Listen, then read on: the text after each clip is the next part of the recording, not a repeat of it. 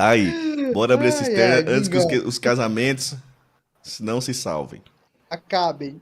Abre essa cisterna. O Congresso agora deles é fiscal de cu. É isso? Congresso brasileiro? Pois é, também. Parece que a Câmara dos Deputados não tem nada o que fazer, né? Porque parece que não tem que ter nada o que fazer para o Brasil agora ter que discutir, ter que resolver a questão, se debruçar sobre a fiscalização do casamento alheio, né? Com a edição do novo projeto de lei, tentam proibir o casamento homoafetivo, o que já foi reconhecido pelo STF alguns anos atrás. Sara, você acha que eles estão tentando só de pirraça confrontar o STF nas decisões a partir de uma iniciativa legislativa? Você acha que é esse o meta que tá rolando? Esse meta eu não traduziria dessa forma. Eu traduziria que esse meta é cruel. Então, Cruel. então tá aí, ó. É assim que eu classifico esse meta deles aí. Comissão da Câmara aprova projetos que proíbem casamento entre pessoas do mesmo sexo. O projeto ainda prevê ser votado em outras comissões e não deve ter maioria para chegar ao plenário. Não deve ter, é isso? A Comissão de Previdência e Assistência Social da Câmara aprovou, nesta terça-feira, por 12 votos a 5, um projeto de lei que proíbe o casamento homoafetivo. Uma nova versão do relatório foi apresentada hoje, instantes antes de ele ser votado. O projeto original é de autoria do ex-deputado Clodovil Hernanes. Caralho, Clodovil. PTC, de São Paulo. Mas viu de onde sai a comissão? É a comissão da Previdência. Tá entendendo? Estou entendendo. Eles têm bastante noção de que eles não estão impedindo as pessoas de casarem. Eles estão caçando direitos previdenciários dessas pessoas. É verdade. Exatamente. Sacou? Toda a relação. Toda a canalice. Porque a canalice é assim, ó. Essas pessoas vão continuar vivendo juntas. Foda-se o cartório. Entendeu? A questão é que se elas mantiverem uma família, uma é dependente da outra, enfim, as famílias se constituem de diferentes formas, quando uma morre ou fica doente ou alguma questão, sabe, de acesso que elas teriam em razão da composição familiar delas, elas não vão ter. Então eles não estão impedindo de casar, porque essas pessoas vão continuar vivendo juntas. O que eles estão impedindo é o direito previdenciário dessas pessoas. Estável, um patrimônio que vai ser dividido, tá ligado? Tudo isso é reflexo. Isso aí é só sucessão, herança, pensão, tudo. Na verdade, isso é cercear uma galera desse direito que a Sara tá falando aí, né? Direito a uma pensão, direito a um patrimônio, direito a uma convivência que foi, né, ao longo de vários anos adquirida. É isso, cara. Ah, não, e aqui, ó, só um juiz de valor aqui, ó, falei do Clodovil, mas, ó, e regulamentava o casamento de pessoas do mesmo sexo, mas o relator deputado Pastor Eurico PL, de Pernambuco, foi na direção contrária. O deputado Clodovil Hernandes... Exatamente, eles pegam um projeto de lei, mudam o teor do projeto de lei, que está tramitando há não sei quanto tempo, para colocar ele no sentido contrário daquilo que ele propunha. O relator foi contra o projeto de lei. Isso aqui, ó. O deputado Clodovil Hernandes apresentou o projeto em 2007 e tinha como objetivo permitir o casamento homoafetivo. Permitir. O texto nunca chegou a avançar na Câmara e foi apresentado antes de o STF firmar o entendimento que permitiu o casamento entre pessoas do mesmo sexo. Entendi. Ele tirou da gaveta isso aí e aí foi relatar isso aí e relatou o contrário. Não, mudou o projeto de lei isso. Exatamente. Que loucura, hein, velho? Aí vamos ver o que ele falou. Pastor Eurico, presidente da Comissão da Previdência, Fernando Rodolfo PL de Pernambuco, agiram para viabilizar a aprovação do relatório que proíbe o casamento entre pessoas do mesmo sexo. A medida provocou insatisfação entre deputados de esquerda, que repudiaram a votação de hoje. O presidente da comissão também foi acusado de atropelar o regimento para aprovar o projeto nesta terça. Esse novo relatório, no qual a palavra homossexualismo é usada 3 vezes, associando ao termo doença, usado 5 vezes, intensifica ataques contra as pessoas de LGBTQIA+, e proíbe o casamento e até a união estável entre casais homoafetivos. Até os filhos de casais homoafetivos são atacados nesse relatório, que diz que crianças criadas por homossexuais são privadas do valor pedagógico e socializador da complementariedade natural dos sexos no seio da família, disse a deputada Erika Hilton, do PSOL. O deputado pastor Henrique Vieira, do PSOL, classificou o projeto como uma negação da democracia, extremismo religioso, violência política, negação da democracia e utilização do Estado para impor uma crença. Essa é a visão de mundo por trás do relatório que visa acabar com o casamento civil homoafetivo. O que diz o projeto? Mas é esse o ponto, Tamir. É esse o ponto que eu falo. Não tem nada que ver com Tem nada a ver com isso, nem com... É pura crueldade. É impedir que pessoas acessem direitos básicos. Básicos. Porque casar, ninguém vai impedir. As pessoas vão viver juntas, vão dividir apartamento, vão viver do jeito que dá para viver. Isso é indiferente do cartório, entendeu? Um cartorário não acompanha as pessoas no dia a dia, sabe? Para fiscalizar com quem que elas estão casadas. Entendeu? Isso é pura crueldade, não permitir que as pessoas tenham acesso a direitos básicos por conta da Constituição familiar. E é uma questão de orçamento aqui, né? A gente tem que ter é questão de grana, não tem nada a ver com isso aí, o relacionamento fosse uma sociedade para efeitos do direito.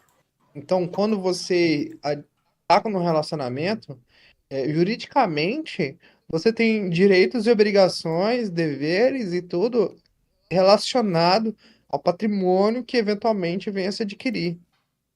E quando você está negando essa relação, você nega o direito que está nele envolvido. Então, é por isso que é esse o embate. E você marginaliza. Quem não tem acesso a esse direito, você marginaliza. E no final das contas, esse é o fundo desse tipo de atitude legislativa que está sendo imposta e que está sendo votada, né? Não é lei, não é nada, né? Já existe já existe a jurisprudência que garante esse direito aos casais homoafetivos, e agora, para mim, essa iniciativa legislativa ela busca um atrito, uma colisão com o que o STF estabelece.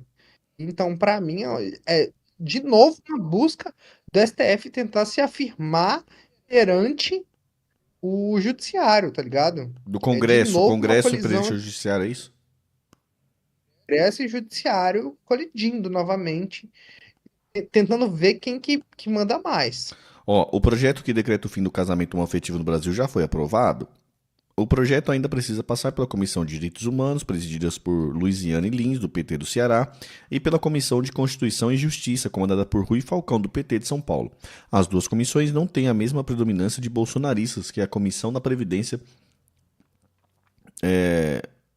e são presididas por deputados do PT, partido que tem se posicionado contra o texto. Isso aqui não vai pra frente então, né? Não vai pra frente então... A comissão da OAB conclui que é inconstitucional o projeto que proíbe casamento homoafetivo. Vamos ver o que esse palhaço falou aqui. Fala, Palhaço Kids.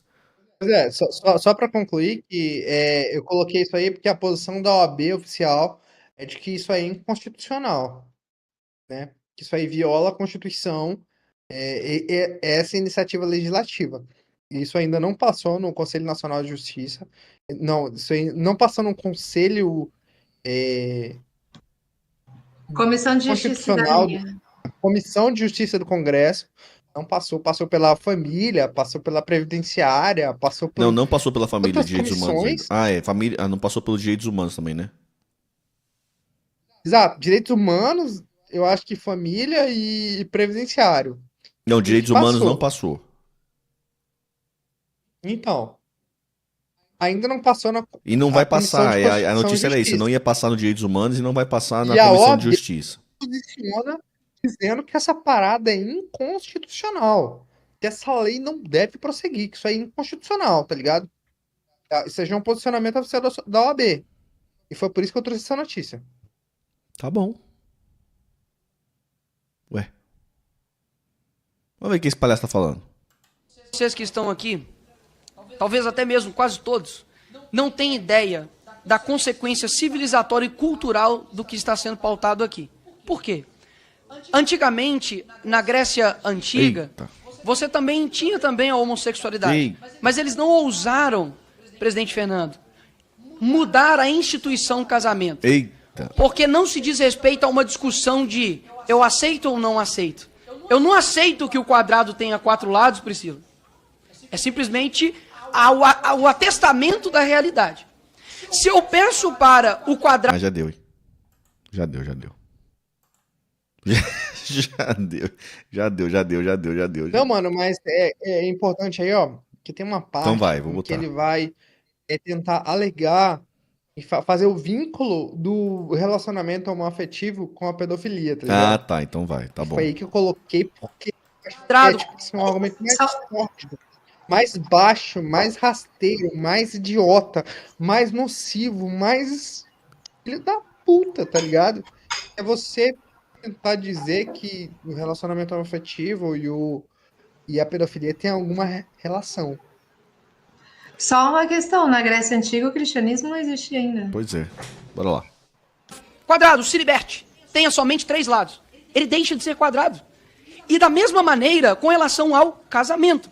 O casamento, a finalidade, quando você vê a própria questão bíblica, mas não usando ela, a finalidade, o natural, não se diz respeito somente à questão natural, natureza. Porque a natureza também tem.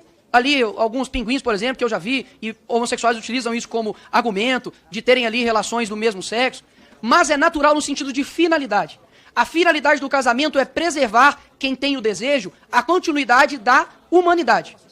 Quando você pega 2 pessoas do mesmo sexo, e digamos que o casamento homossexual ele expandisse e ganhasse e fosse a regra, se não fosse o relacionamento hétero, não haveria mais seres humanos. Isso aqui é um atestar a realidade. E este princípio de desnortear, de ignorar a realidade é um princípio muito perigoso. Quando nós vemos, por exemplo, que esse mesmo princípio ele é aplicado a o que eu me sinto, eu me torno. Ou seja, a realidade não é mais aquilo que você vê, é aquilo que o interlocutor atesta. Ou seja, se eu me sinto homem, você é obrigado a me chamar de homem. Se eu me sinto uma criança, você também é obrigado a me ver e me chamar e ter direitos como uma criança. Isso abre uma brecha grande. Porque uma criança, de fato, ela não tem condição de reconhecer a expansão do que é a realidade. Ela acredita ali em Papai Noel, ela acredita em coisas que são fantasias. Nós devemos lutar pela tolerância. Mas isso não quer dizer que devemos lutar pela normatização de um comportamento ou de uma conduta. Até mesmo porque nós teríamos de normatizar outras condutas e outros comportamentos. Eu tô aqui pra mim. E isso que eu estou chamando a atenção de que isso, de fato, é perigoso. Então, se o casamento pode ser tudo, já não é mais entre um homem e uma mulher. O casamento pode ser entre um homem, ou entre uma mulher e uma mulher. Por que não o casamento não pode ser com 3 pessoas? Por que não o casamento... Exato, pode, né? Ok. Vocês estão atestando o que eu estou dizendo. Obrigado. Por que o casamento não pode ser com infinitas pessoas? Porque... Só um minutinho. É o que eu estou falando, mas não tem problema. Não te interrompi, deputado. Eu estou ouvindo aqui e falando, obrigado, te agradeço, muito obrigado, não consigo fazer o mesmo com você. Mas, por que não o casamento não possa ser infinitas pessoas? Por que o casamento não possa ser com idades diferentes? Não pode ser com uma pessoa de 40 e uma pessoa de 14?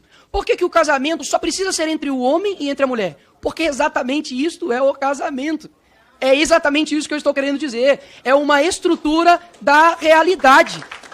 Então, podem chamar do que quiser, não tem problema. Só que as consequências, repito, civilizatórias e culturais disso é muito grande. E assim como lá atrás, tudo o que queriam era casar. Tudo o que queriam era ter os seus direitos assegurados. Hoje nós já vemos, eu tenho certeza que não é a maioria aqui, talvez que concorde com isso. Mas não se passa mais de uma luta por aceitação. Passa por uma luta de imposição. E isso, infelizmente, vai abrangindo a todos os espectros possíveis. Hoje, se uma pessoa diz que eu não concordo, eu acho que não deve ter o casamento homossexual, ele é considerado um preconceituoso. Agora, pois é. E quando eu chego e falo, por exemplo, se eu falasse para alguém aqui, você concorda, por exemplo, com a Bíblia? Então, tem pessoas que não concordam. E nem por isso eu chamo elas de preconceituosa. Porque eu concordo que tem que ter discordâncias. Essa é a... Deu. Deu, né? Olha como ele é todo equivocado. Primeiro, a história dos casamentos no mundo mostra que o casamento é um contrato quase que patrimonial, né? Não é nem afetivo, sabe? E o tratamento trata exatamente disso. É um contrato patrimonial entre 2 pessoas relacionadas com laços afetivos. Entendeu? Tem várias modalidades de contrato patrimonial do relacionamento do casamento que você pode estabelecer. com ou sem divisão de bens e tudo, né? Com divisão universal. É um contrato patrimonial em essência. Em essência. É Não, disso que a gente está falando. e se ele conhece tanto assim de história, né? Cita a Grécia Antiga e tudo mais, ele sabe que os reinos, as monarquias, tudo isso foi forjado a partir de casamentos. Não necessariamente se teve intenção de se relacionar com uma família, de formar família, mas de unir reinados. Outra coisa que eu poderia dizer é que há exemplos, não sei se está agora, mas há exemplos de imperadores que casaram com outros homens. Sabe? Era uma outra relação, eles entendiam de outra forma, mas existiu isso na história também. Todas as referências dele estão equivocadas, inclusive a contemporânea. O casamento é um contrato, sabe? O matrimônio religioso é outra história. O casamento é um contrato patrimonial de duas pessoas que se relacionam, em tese, por vínculos afetivos, porque isso também, por vezes, não é dessa forma, sabe? Às vezes é só vínculo patrimonial mesmo, entendeu? E estabelece ali quando separar, como é que vai separar, o que no curso da relação tu pode comprar e dividir com o teu cônjuge, como é que vai ser isso. O casamento, essa relação, ela tem um comprometimento que na legislação deve ser monogâmico, então tem tudo isso, entendeu? Vocês sabiam que... Ele estabelece o contrato, entendeu? Nessa relação, ele não só formaliza o contrato, porque o fato das duas pessoas viverem juntas não vai ter o Nicolas Ferreira lá para dizer se pode ou não Tanto que pode. a união estável foi equiparada ao casamento perante, né, a legislação. E a união estável foi equiparada ao casamento não por conta dos casamentos homoafetivos. A união estável foi equiparada ao casamento por quê? Porque muitas O fato vezes... precede a lei. O fato é o fato. E a lei, ela tem que entender o fato para poder julgar o fato. É fato. Fato é fato. E o que acontecia, por exemplo, é que assim, havia casos, e isso... não é raro de acontecer, não é a maioria, mas não é raro acontecer de pessoas que são casadas no papel, são casadas mesmo, têm família, tudo, mas tem uma segunda família, que às vezes a primeira família não tá sabendo. E aí ele vive em união estável com uma e casamento com outra, sabe? Agora, com essa equiparação... agora com essa equiparação, meio que seria bigamia, né? Mas vamos esquecer a existência da bigamia, porque também é uma lei que eu particularmente rejeito. Essa existência, quando ia para pensão, aí o cara falece. Quem recebe a pensão? A esposa casada ou a outra esposa? A outra esposa, porque era esposa de fato, em união estável, sabe? Que o cara se dividia ali e tal, e era escondido. Quem que fica com essa pensão? Não, e às vezes é uma situação explícita, em que havia uma esposa de direito e outra esposa de fato. O que era mais comum era isso, na verdade. Que existia a esposa de direito e a esposa de fato. Qual é a esposa que tem direito? Né? Aí o Nicolas Ferreira quer me falar de imagina se tivesse relação poligâmica. Cara, Mr. Catra. Normal. Não, e aí eu acho engraçado assim o pânico moral que ele tenta colocar. Tipo assim, imagina a consequência social dessa situação que já é regulamentada pelo judiciário brasileiro há, sei lá, quase 10 anos aí. Imagina essa consequência social, que na verdade já é usual, tá ligado? Então, tipo, podar direitos de forma muito cruel, porque no dia a dia afeta as pessoas em lugares muito sensíveis. E afeta as pessoas em lugares muito sensíveis, porque imagina, há legislações ou convenções de trabalho que se o teu cônjuge fica doente, por exemplo, você tem direito a alguns dias de folga para acompanhá-lo em internação, sabe? Então, isso tudo vai podando esses direitos, sabe? Esses direitos que no macro parecem pequenos, mas que na vida daquela pessoa, o seu cônjuge ou a sua cônjuge tá no hospital precisando de ti, tu vai ter que trabalhar porque tu não tem a confirmação de que é casado com ela, sabe? Então, cara, é muito cruel. É muito cruel porque afeta, assim, esses detalhes que na vida das pessoas são importantes. São importantes para elas, sabe? Sabe uma coisa que, tipo, por exemplo, as igrejas mesmo, as igrejas cristãs, coisa e tal, vocês sabiam que elas... Você só pode casar em igreja se você for casado no civil? Vocês sabiam disso? Tipo assim, manja, cerimônia religiosa, tal, casamento na igreja, só pode fazer isso se você for casado no civil. Na igreja? Vocês já sabiam disso? Não. Não, assim, não tô falando daquela igreja quadrangular do retângulo quadrado, não tô falando dessas porra assim não, tá ligado? Tá falando da católica? Não, católica e as tradicionais, qualquer igreja que se leve a sério. Pensa uma igreja séria, tal, uma igreja, mano, que é sério, que não é quadrangular do retângulo quadrado, que não seja essas assim, tá ligado? Que só tem na porta da esquina da fulano de tal, só tem isso aí.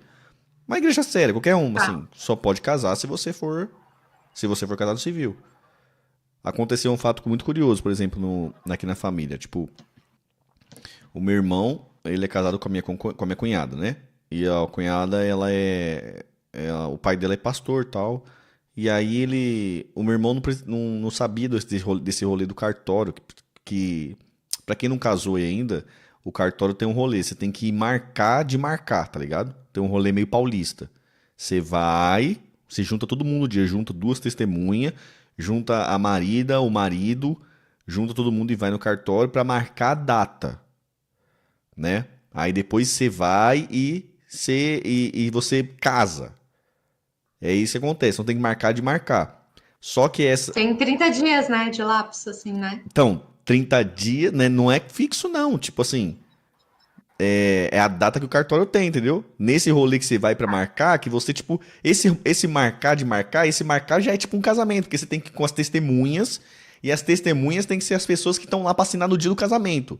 Então, tipo, você tem que levar um padrinho... É esse merda, entendeu? O marcar de marcar. Você tem que levar os padrinhos já, tem que casar já na hora, quando você tá indo pra marcar. E aí tem, tipo, aquelas perguntinhas de, tipo, mano, tem certeza disso aí? Quer trocar seu nome e tal? Tem todos os metas, assim... Que já é o rolê e os caras já assinam o BO. O padrinho já assina o BO, que é a marcação pro casamento. Só que assim, aí o cartório nesse dia fala, tem data X, X, X e Y. Meu irmão não sabia desse bagulho, só achou, mano. Você chega lá com 16 dias, né? 15 dias de antecedência, marca e casa. E aí marcou o casamento dele na igreja, coisa e tal. Chegou lá, cartório, não, só tem tal dia. Uma semana depois o casamento dele na igreja.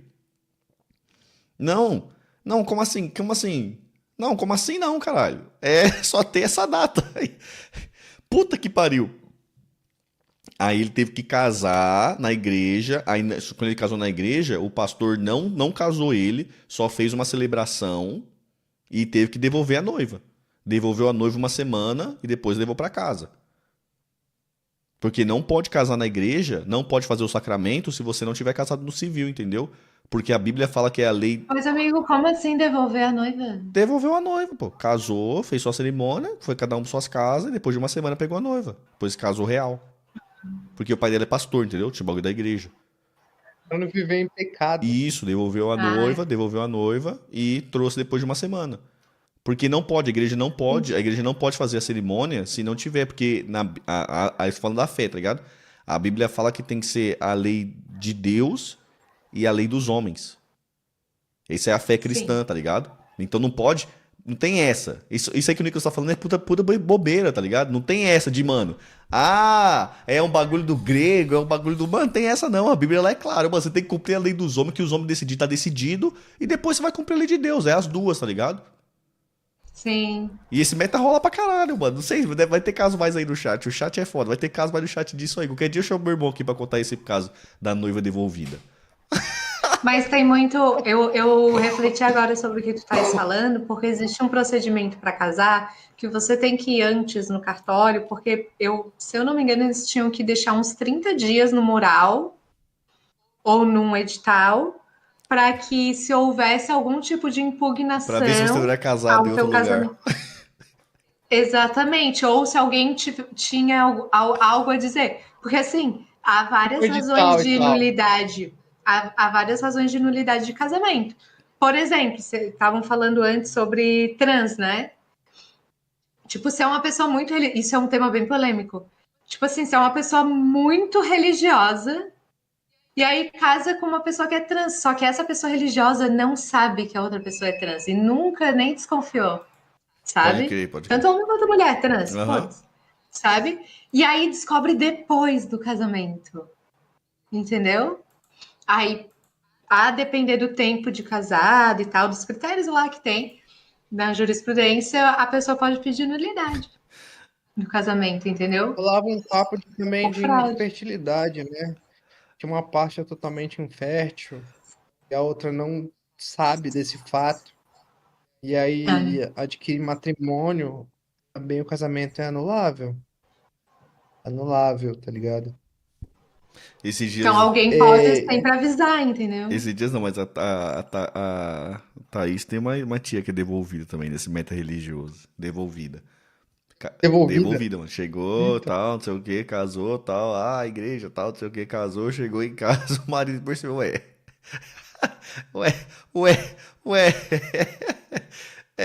Esse carro não é 0 quilômetro, não. Ué. Ai, devolveu, mano. Mas atualmente Eu juro. isso aí não é caso de devolução, não, tá ligado? Devolveu, não sei como devolveu, não sei como resolveu isso meu civicamente, não, mas devolveu, mano. Levou lá. O cara não foi aceitou isso, o meta do e-mail elástico? Placente? Pouca ideia.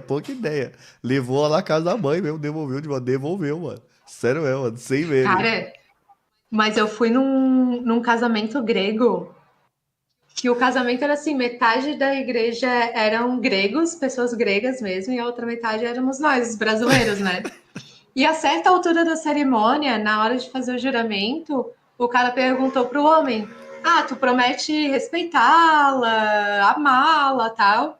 Ele falou sim, aí com ela foi: você promete se submeter, se subjugar, alguma coisa assim, sabe? Obedecer o seu homem? Ah, ser submissa ao seu homem? Cara, os gregos ficaram imóveis. Mas entre os brasileiros, tava todo mundo se olhando assim. Que papo é esse? Não sei que é essa. Será que a gente resgata a noiva? Que papo é esse aí, Kevin? Cara, era muito engraçado. Eu tava lá atrás da igreja. Eu vi todas as mulheres olhando pra trás, assim, uma pra outra. Se essa moda pega, fudeu. Não é igual no filme. É diferente do filme. As mulheradas olhando se essa moda pega, fudeu. Mas é isso, mano. A direita aí, direita Biruleibe, tá querendo fiscalizar a cu. Bora pros comentários. Não, bota a Erika Hilton aí. botou É já. verdade, Erika Hilton. Oh, meu Deus do céu. Peraí, deixa eu ver aqui. Apertei até botões aqui estranhos. F. Vai, Erika Hilton. Lacra em cima dele pra nós.